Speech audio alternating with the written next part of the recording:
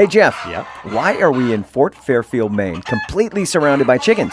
Ray, we're a stone's throw from the Canadian border, surrounded by chickens because we're looking for gold. You mean gold, like a great story gold? No, I mean gold, the Wow. rich stuff, 24 carats. Woo. We've come to Fort Fairfield, Maine to try to cure our gold fever.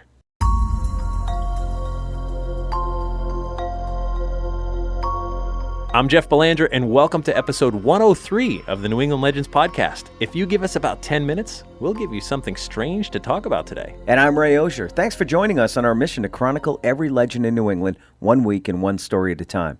We'd like to thank our Patreon patrons for helping us with the cause. Thank you, patrons. If you go to patreon.com/New England Legends for just $3 per month, you'll get early access to new episodes, plus bonus episodes that no one else gets to hear.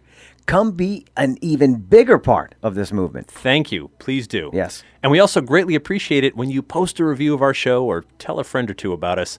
That goes a long way in helping to grow our audience. All right, Jeff, I get searching for gold, Yep. right? And we all want to be rich. I We do, understand that. yeah. But I don't get the chickens. Yeah, this is a strange story, Ray. I mean, this is one of the weirdest we've ever chased. It's going to involve two countries, an eccentric old coot, and the quest to get rich quick. What's better than that, Right. So let's head back to the summer of 1898 and set this up.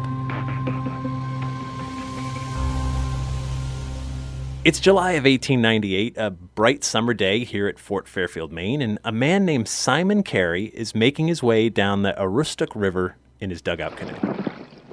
Simeon Cary hails from Perth in New Brunswick, Canada. That's only about 5 miles away from Fort Fairfield, just over the border. Right. About twice per week, he rows his boat down the river to the fort in order to pick up provisions and supplies. Now, Simon goes pretty much unnoticed on most of these trips. He keeps to himself, he buys what he needs, and then he rows his boat back home.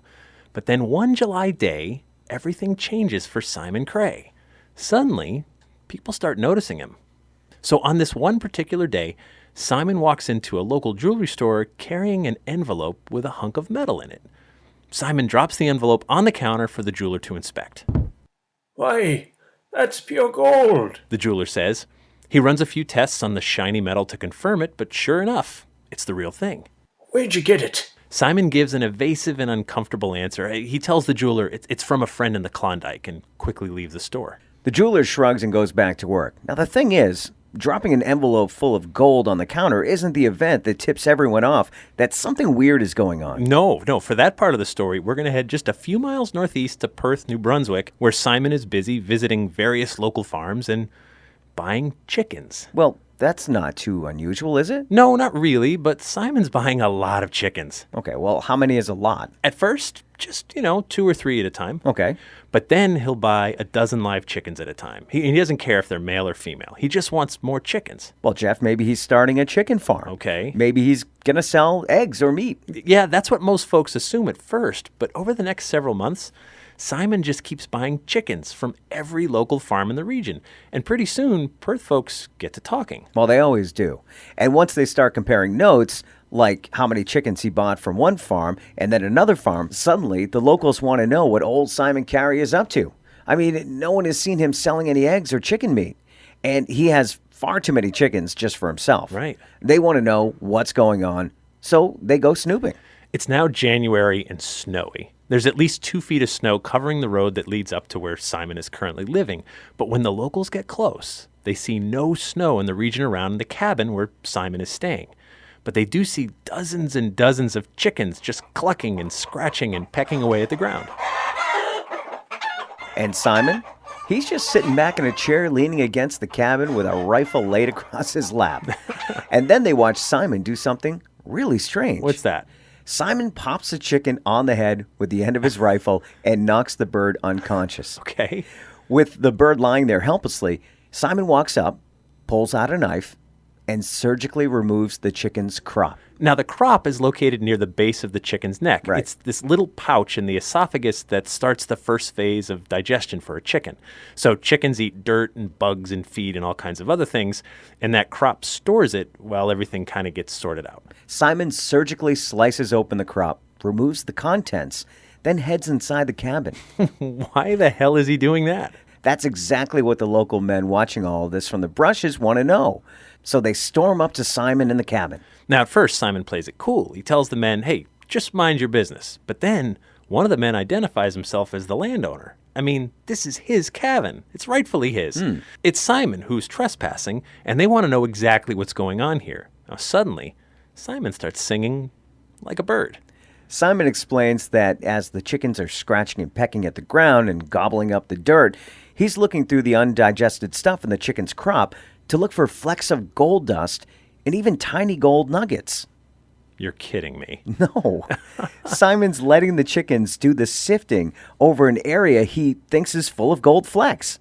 After a chicken pecks for a while, Simon knocks him out, performs his surgery on the crop, removes the contents, then sews the chicken back up with silk thread.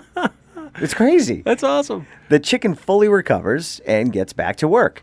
Apparently, this process can be performed on young chickens about every 10 days, while older chickens require about 2 weeks before you can do it again. So he's sifting through all the dirt and junk from the chicken crops and finding enough gold to make this whole operation worth it? That's what folks in Perth say.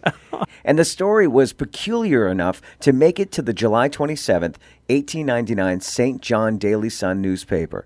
And that brings us back to today. Okay, so I'm curious. Does Simon inspire some widespread use of chicken for gold mining after this? Well, not as far as we can tell. I mean, it is a lot of trouble. Yeah, it Plus is. skill. Yeah. And then you have to put these chickens in a place where gold flakes are near the surface of the ground.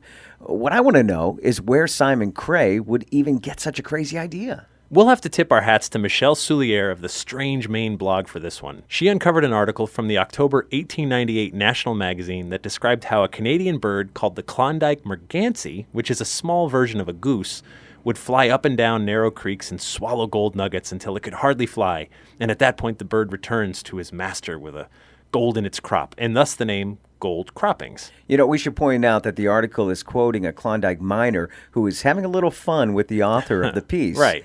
The real term gold croppings refers to gulches where heavy rains have washed the gold down a mountainside to where it's accessible near the surface. So if you sift through the dirt at the bottom of a mountain after this heavy rain, you may find enough gold flakes to add up to something. Right, exactly. Or if you had a bunch of hungry chickens, they could sift through it for you. Right, but late 1800 mining technology would still be faster and easier. I mean, think about it. Miners take a shovelful of dirt, shake it through a screen to get out the large rocks, then sift the finer dirt with a smaller screen, and then you may find gold. Okay. That's a heck of a lot faster than cutting open a chicken's throat, and you don't even have to feed all those chickens. That's a good point. So meaning Simon Cary is either a genius or just really, really lazy. I mean, couldn't it be both? I guess. I mean, power steering on your car probably wasn't invented by an exercise freak. That's a good point. So I take it we're likely not going to get rich hanging out with all of these chickens at Fort Fairfield, Maine. Probably not, no. But maybe we could find a drummer for our legendary band around here somewhere. How so? Well, I figure all these chickens already have their own drumsticks.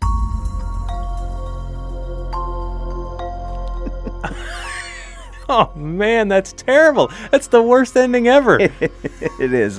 It's better than that ghostly chicken joke I was going to use, though. Oh, right, to get to the other side. Exactly. We should quit while we're still We ahead. definitely should. We love it when you guys reach out to us. There's our website, ournewenglandlegends.com, where you can check out our entire archive of past shows, see video clips from the New England Legends television series on Amazon Prime, plus photos and comments related to all of our episodes. You can also call or text us anytime on our Legends line. That's 617-444-9683. And would like to thank Dustin Perry for lending his voice acting talents this week, and our theme music is by John Judd. Until next time, remember, the bazaar is closer than you think.